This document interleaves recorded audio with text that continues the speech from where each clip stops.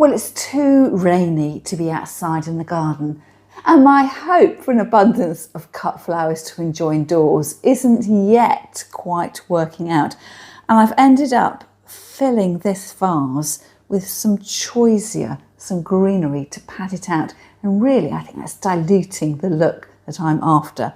And the added problem I've got with my vase of flowers, I've put them in too short a container and my tulips are just drooping off all over the place.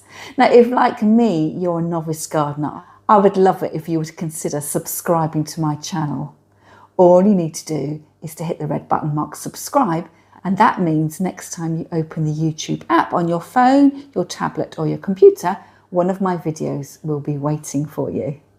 Well, let's get on with all things gardening, and it's a little bit like doing the housework but outside. Dressed for the weather, I'm limbering up with a little bit of light housework out in the garden, and I'm hoping that once I've tidied up my patio table area, it'll give me a little bit of a spur to get on and do some proper gardening. So this patio table is actually an outdoors pine kitchen table, and because we didn't want the surface to rot down over the winter months, we've bought a PVC tablecloth to keep the pine tabletop clean. And of course it sits underneath our pergola, and we have birds nesting our pergola, and what with the winter detritus, it all looks a little bit messy. So it's time to get my rubber gloves on, a bowl of hot soapy water and a cloth, and wipe down all that winter dirt, and then dress the table back up again. I particularly like doing this because this is the view that I get from inside our kitchen when I'm having breakfast at the breakfast table. It all looks lovely, sparkly and clean. Next job is to sweep across the patio and remove all the leaves that have fallen over the winter months. This is quite hot work. And then rewarding myself by cutting some of our wild garlic from the end of the garden.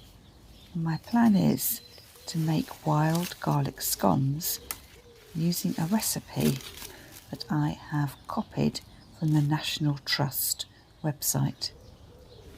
So garlic picked, on with the proper gardening. So I'm trying to harvest flowers every week of the year to enjoy indoors. But I must say my crop of daffodils hasn't been very plentiful, although I have had a little bit more success with my tulips. But because I don't have many flowers growing in the garden, I'm conscious of the fact that I'm keeping them in my vase way too long because I just can't bear to throw them away. And that's part of the problem I had with the vase of flowers that I showed you in the opening clips, because they had drooped, partly because I had them in the wrong vase, but partly because some of those tulips were at least a week old, and you can't expect them to last forever. Well, I think that was a successful crop. A small vase of daffodils and tulips, and a big bunch of garlic leaves. So I'm taking these into the kitchen and just washing them through. Sometimes you get a little bit of dirt on them, and I just want to make sure that I am actually using the garlic and not bits of ivy that I've accidentally cut.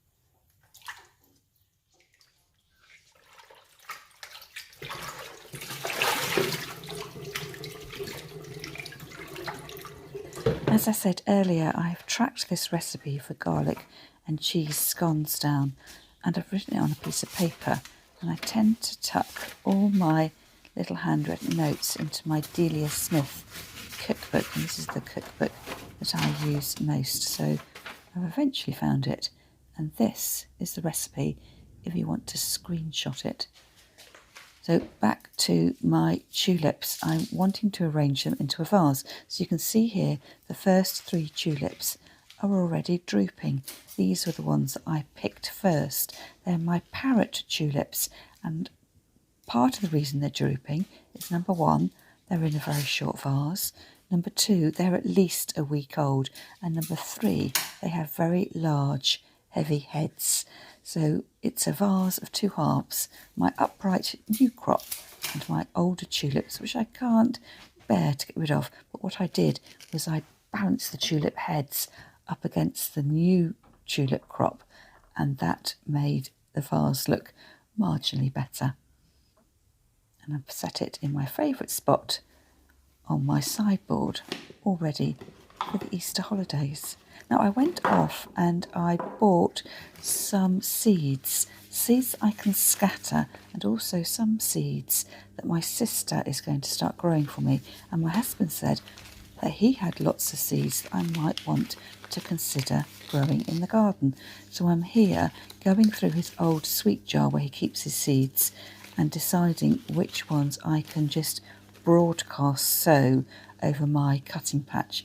Now my husband gardens for wildlife, and I'm going to have to be quite discerning in my seed choice. I already know I want to just sow them direct, but lots of the plants that he enjoys growing in the garden, he's growing for the wildlife interest, the improvement they can make to the soil, that kind of thing.